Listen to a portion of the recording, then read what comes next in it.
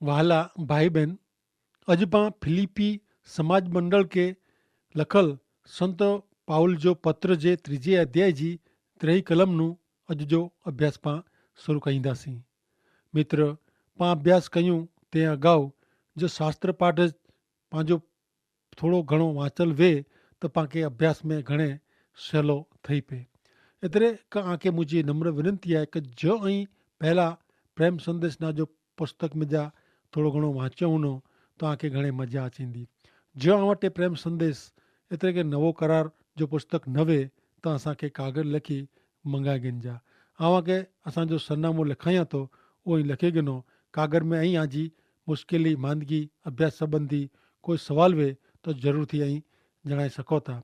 आला प्रार्थना करण में अचींदी ने ज़रूर ईश्वर पिता खासो करींदा। सरनामो आके छिले ॾिने में अचींदो उहो ई लिखी गिनजा। भले हाणे मित्र पाण अॼु जो कार्यक्रम शुरू कयूं। फिलिपिय के संत पाउल जो पत्र तंहिंजो 3 अध्याय ने 3 कलम पाण सुणो। हिते लिखियलु आहे कि पाण सचा आहियूं कारण पाण आत्मा से ईश्वर जो भजन कयूं था ने यीशु ख्रिस्त में पंहिंजो जेको जीवन आहे इन में आनंद कयूं था। पाण सच्चा ने खरा सुन्नती आहियूं। हिन विधान से ॻाल्हि से संत पाउल कोरो चेला मंगे था। गलातिय के पत्र जे अंत भाग में संत पाउल ही ॻाल्हि घणे चोखी कईं था। गलाती 6 अध्याय ने 15वीं कलम में संत पाउल चवनि था कि कंहिंजी सुन्नत थी आहे कि नाहे थई उहा बाबति जरा पण महत्व जी आहे न, पण महत्वता नव सर्जन जो मन हृदय जो बदलाण जो ज आहे। झूनी सुन्नत हाणे हयाती में आवई न आहे, इन जी बाद बाकी थी वई आहे। ईश्वर कोई ॿारहं जी विधि कराए ला मंगे नथा। सची सुन्नत ता हृदय जी मन जे बदलाण जी आहे, उहो ता नवो जन्म आहे। सची सुन्नत नवेसरનું जन्म थिए थो उहो आहे। ईश्वर ला मानवी जो नवो वलण सची सुन्नत आहे। प्रभु में हुअणु उहो आहे। मन जो हृदय जो बदलाण विचार वाणी ने वर्तन में प्रभु यीशु जो मन उहो सची सुन्नत आहे। पाके पंहिंजे शरीर जो भरोसो न आहे। एतिरे कि पंहिंजे झूने स्वभाव में विचार वर्तन ने मानस में श्रद्धा न आहे। पाण फक्त यीशु ख्रिस्त ते भरोसो रखूं था। दुष्कर्म जे बंधन में जा उद्धार ला, पाप जी शिक्षा में जा मुक्ति ला पाण सामे नेरियूं नथा। पाण पंहिंजे झूने स्वभाव में विश्वासी तरीक़े जो जीवन पण जीवी सघूं नथा। तंहिं लाइ यीशु ख्रिस्त पाण में जीविया खपे। नियम जे अमल ते भार रखंदड़ लोग संत पाउल जी प्रचार सफ़र में पाउल पुठियां पुठियां वेंदा हुआ ने विश्वासीअ खे मिली ने कीअं अहिड़ो चवंदा हुआ। असांखे ख़बर आहे कि भाउ पाउल अहिड़ो सेखारे थो कि पंहिंजे शरीर जो भरोसो रखे जो न आहे। पाके ॿार जे संस्कार कि धार्मिक रीत रिवाज मथे भरोसो रखे जो न भरोसो रखंदड़ लोग के संत पाउल कहिड़ो जवाबु ॾिए था। फिलिपी 3 अध्याय ने 4 कलम। पाण ॿार जे संस्कार ते भरोसो रखो नथा। अहिड़ी बाबत में कोई धारियो कि बाह्य संस्कार से उहो सलामत आहे त इन प्रमाणे वीचारे जो मूंखे वधु कारण आहे।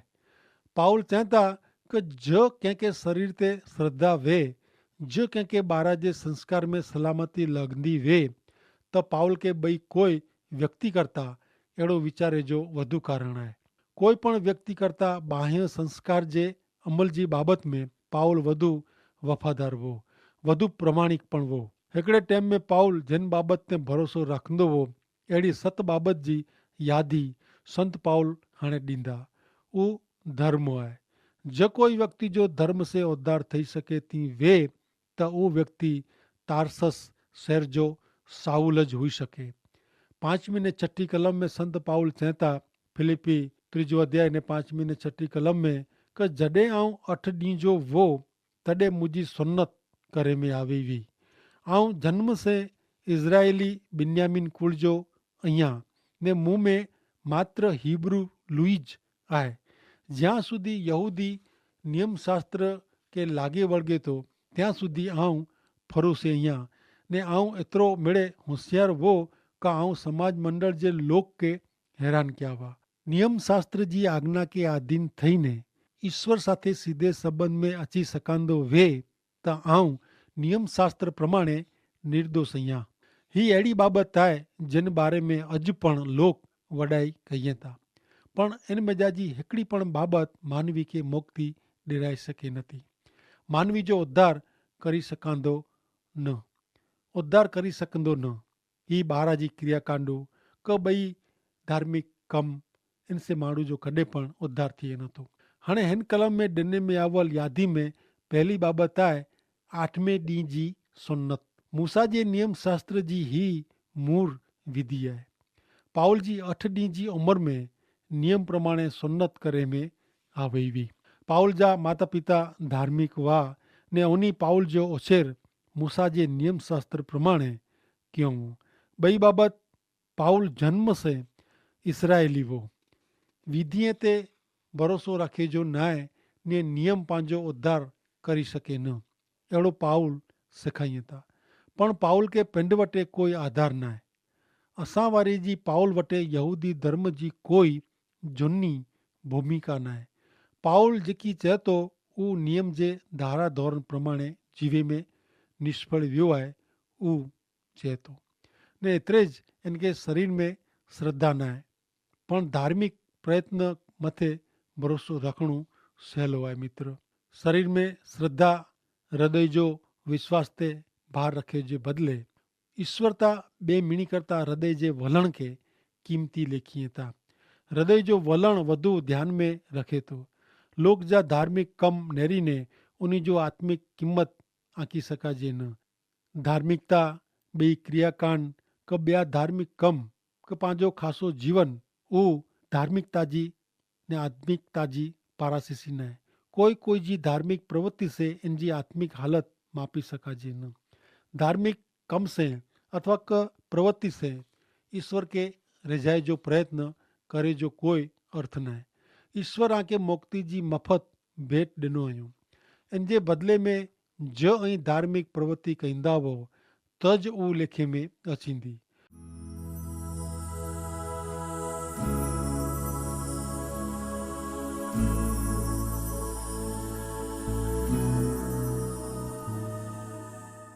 भले हाणे नेरियो शरीर में श्रद्धा रखंदल नियम जे अमल ते भार रखणो सवलो आहे। शरीर में श्रद्धा आंतरिक विश्वास ते भार रखे जे बदिले पण ईश्वरता बेमिणी करता पंहिंजे हृदय जे वलण खे कीमती लेखीए था। हृदय जो वलण मिणी नूं वधु ध्यान में रखें था। लोक जा धार्मिक कम नेरीने उन्हीं जो आत्मिक मूल्यांकन करी जा न।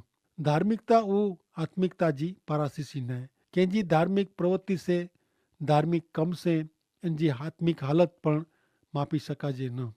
धार्मिक कम से ईश्वर के रिझाए जो कोई प्रयत्न करे जो कीअं अर्थ आहे न। ईश्वर आके मुक्ति जी मफ़त भेट ॾिनो हुयो। इन जे प्रतिभाव रूपे इन जे बदिले में जो ऐं धार्मिक कम कंदा हूंदा त ज उहो लेखे में लॻंदो। भले हाणे पाण नेरियूं शरीर में श्रद्धा रखंदल ने नियम जे अमल ते भार रखंदल घणे मिस्र जाति जा हुआ, पण पाउल मिस्र जाति जो न हो। पाउल जन्म नूज पूरो संपूर्ण इजरायली हो। टी बाबत पाउल बिन्यामिन कुल जो हो। पाउल खासे में खासे कुटुंब जो सभ्य हो। बिन्यामिन याकूब जो वधु प्रिय पुत्र हो।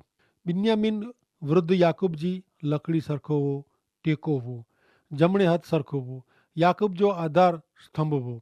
एतिरे पाउल अभिमान से गर्व से चई सके थी वो क पिंड बिन्यामिन कुल जो हो।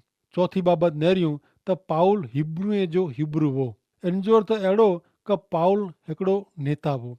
धार्मिक लोक में पाउल सर्वोच्च मानपात्र स्थिति में हो। पांचवी बाबत नेरियूं त नियम शास्त्र के लागे वળગે तो ત્યાં સુધી पाउल फरोसी हो। इसराइल में फरोसी खासे में खासा सर्वोत्तम जो प्रतीक हो, निशानी भी। फरोसी धार्मिक राजकीय पक्ष तरीके हुआ ने हू पंहिंजो राज्य स्थापेला मंगदा हुआ। इज़राइल जी ग़ुलामी जी अवस्था दरमियान उन्हीं जो उद्भव थियो हो। हू सिद्धांतवादी हुआ। हू नियम शास्त्र जी ॻाल्हियूं मञदा हुआ। हू देवदूत में पण मञदा हुआ। हू मरण में जा सजीवन थेमे ने चमत्कारे में मञदा हुआ। राजकारण में हू मुख्य स्वदेशवादी हुआ। ફરોશી अहिड़ो धारींदा हुआ कि रोमन साम्राज्य ते राजकीय दबाण કરીને उहे सत्ता मेळवी सघंदा।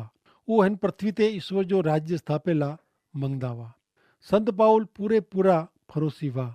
छठी बाबत संत पाउल अहिड़ी धगस वारो ने होशियार हो कि उहो प्रभु यीशु ख्रिस्त जे समाज मंडल जी सतावणी कयईं। पाउल साउल तरीक़े समाज मंडल जी सतावणी कईंदे टाणे अहिड़ो मंदो हो कि उहो ईश्वर जी इच्छा प्रमाणे करे थो। विश्वासीअ खे यरूशलेम में जा 12 भॼाए विधो पोइ ॿिया फरोशीअ खे निराश थी हुई, पण पाउल त विश्वासीअ खे सॼी दुनिया में जा हकली कढेला मंगदो हो। दमस्क जी वाट में वेंदे इन जे मन में उज इच्छा हुई, पण हुते दमस्क वञण जी वाट में इन जो हृदय परिवर्तन थी वियो ने सातमी बाबत पाउल नेरियूं त पाउल नियम शास्त्र प्रमाणे निर्दोष हो। पाउल हिते अहिड़ो नथो चए कि हू पाप वग़ैरह जो हो कि संपूर्ण हो। पाउल त अहिड़ो चए थो कि हू निर्दोष हो। रोमन के लखल पत्र 7मो अध्याय ने 7મી कलम में लिखल आहे त पोइ पां कोरो चइबो, कोरो नियम शास्त्र ज पापी आहे? ना, अहिड़ो न आहे, पण पाप कोरो आहे इन जो भान मूंखे नियम से थियो। जो नियम अहिड़ो चए नवे कि लोभ न रख, त लोभ रखणो एतिरे कोरो उहो मूंखे ख़बर पई न हुई। मित्र, नियम प्रमाणे पाउल निर्दोष हो। इन जो अर्थ हू कि ईश्वर वटि पाप संबंध में पंहिंजी परिस्थिति सीधी करेला पाउल पंहिंजे पाप लाइ योग्य बलिदान अर्पण कयवें। पाउल नियम शास्त्र जी बाबत में प्रमाणिक हो।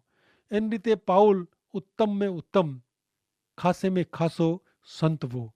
पूरेपूरा अधिकार से पाउल अहिड़ो चई सघे थी हो। नेरियो फिलिपी समाज के लखल संत पाउल जो पत्र 3 अध्याय ने 4 कलम में कोर चवनि था, पां ॿार जे संस्कार ते भरोसो रखो नथा।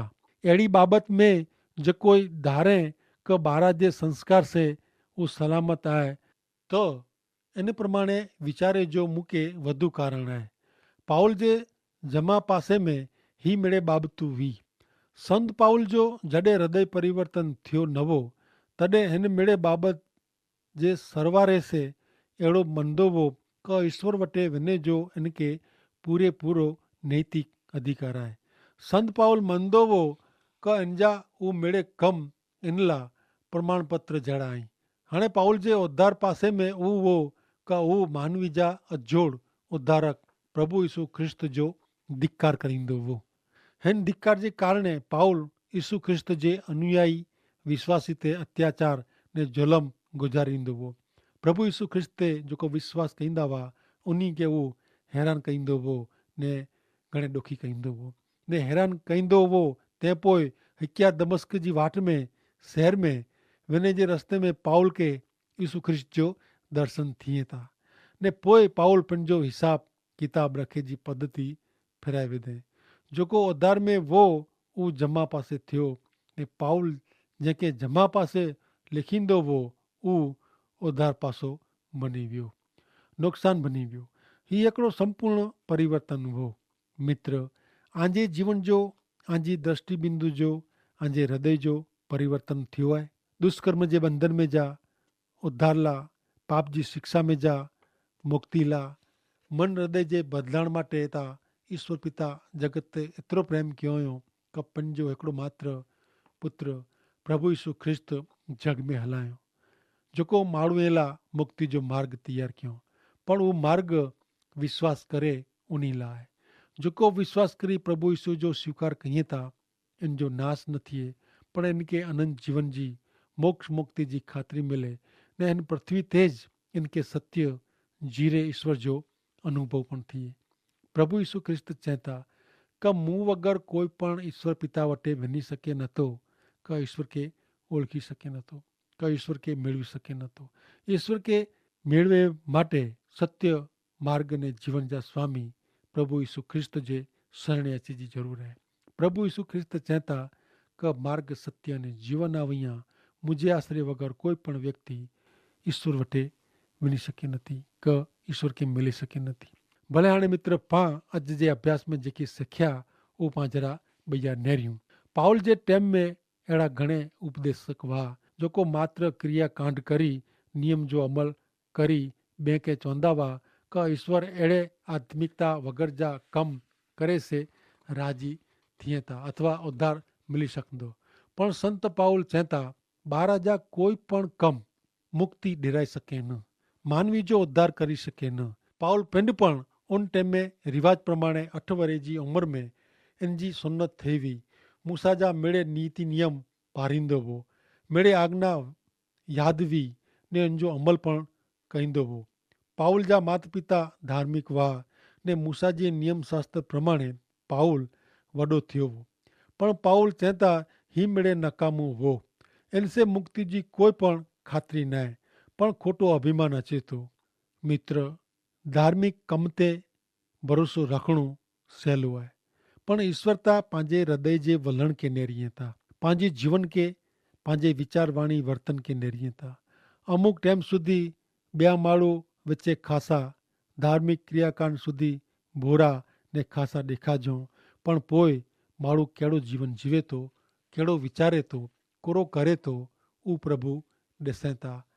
कारण प्रभु पंहिंजा हृदय जा मन जा ऊंडाण सुधी पुॼनि था ने पंहिंजे ऊंडाण में कुरो आहे उहो तपासीं था कब मिज कुरो आहे।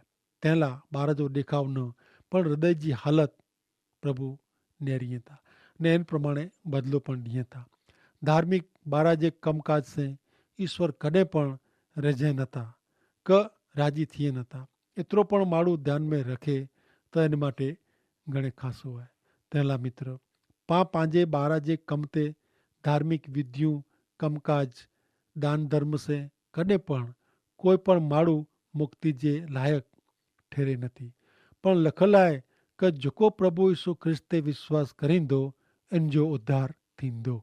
ख़ासा कम करे से पण पां कॾहिं विश्वासी आहियूं अहिड़ो पण ज़ाहिर करी सघूं नथा कि ज़ाहिर थिए नथो, पण पां विश्वासी आहियूं इन सेज मुक्ति मिले थी ने विश्वास सेज पां ख़ासा कम करी सघूं था।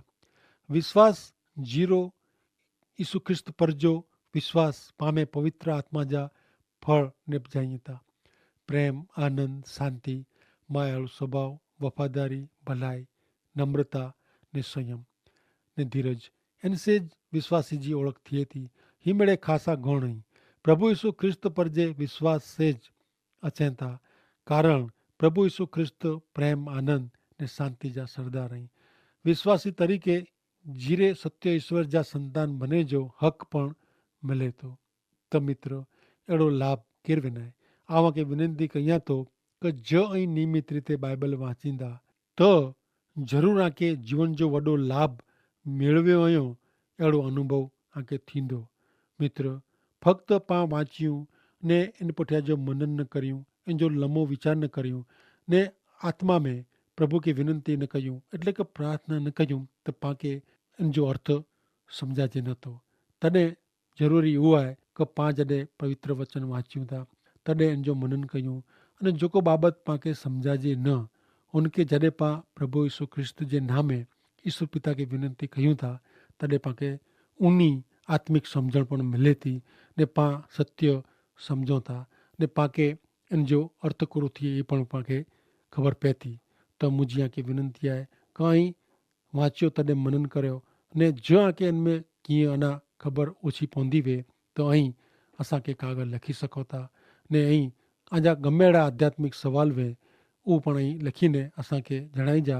तंहिंसां ते आंजो पण सरनामो लिखिजा त असीं पण आंखे आंजा सवाल जा जवाब आंखे हलाई सघूं ने इन उपरांत आंखे कोई आध्यात्मिक बाइबल जी क प्रेम संदेशना जे पुस्तक जी अथवा तो ॿिया बाइबल जा पुस्तक जी ज़रूरु वे अने अभ्यास संबंधी जा मिड़े पुस्तक खपंदा वे तो पण असांखे कागज़ लिखीने ज़रूरु जणाइजा ने असीं आला उमिड़े व्यवस्था कंदासीं ने जो बीमारी मानगी मुश्किली वे कोई समस्या वे तो पण पत्र लखजा आला ईश्वर पिता खे प्रार्थना करे में अचींदी ने ज़रूरु प्रभु ख़ासो करींदा अहिड़ो मां विश्वास रखूं था। ने मुंहिंजो विश्वास आहे कि ज़रूरु ई कागज़ लिखीने असांखे प्रोत्साहित कईजा ने आजी जेको विनंती आहे उहो पण जणाइजा जेथी કરીને असीं प्रार्थना में आके यादि कयूं ने आके साझापणो मिले ने आजी तबियत सुधरे आजी मूंझवण दूर थिए ने आके ईश्वर पिता आशीर्वाद ॾिए अहिड़ी असांजी ख़ासि प्रार्थना वे थी। भले मित्र अॼु जे कार्यक्रम संबंधी पण જ્યાં કે કોઈ સવાલ વે જે કોઈ મૂંઝવણ વે તો અહીં અજજ નોંધી ગયો ને અસાંखे અજજ કાગળ લખો કે જેથી કરીને અसीं ટાઈમસર આંखे જવાબ ॾेई सघूं। તે ઉપરાંત મિત્ર ही पत्र में घणे अहिड़ा बाबतूं अचनि थियूं, घणे अहिड़ा ना पण अचनि था कि जेको અહીં પહેલી વાર सुणंदा हूंदा, कारण કે उहे मिड़े ना पाण कॾहिं वाचियूं नथा ने पंहिंजे ॿोली में पण अचनि नथा। त आंखे विनंती आहे कि उहो पाण लखी गंजा कि हिनजो कहिड़ो अर्थ थिए, मिड़े ना जो ने मिड़े अमुक अमुक विस्तारे जो पाण नवा सुणंदल आहियूं त इन विषय पाण खे जणाए में अचींदो। पाउल पंहिंजी सेवा कमु जिते कंहिं उन संबंधी पाण खे जणाए में अचींदो ने उनजे लॻंदा पुस्तक पाण खे हलाए में अचींदा। भले हाणे मित्र पंहिंजे अॼु जो कार्यक्रम जो समय हिते पूरो थिए थो। अॻिले कार्यक्रम में पाण वरी मिली बि सघंदासीं। तंहिं માટે ईश्वर पिता खे आशीष ॾियो। आमीन।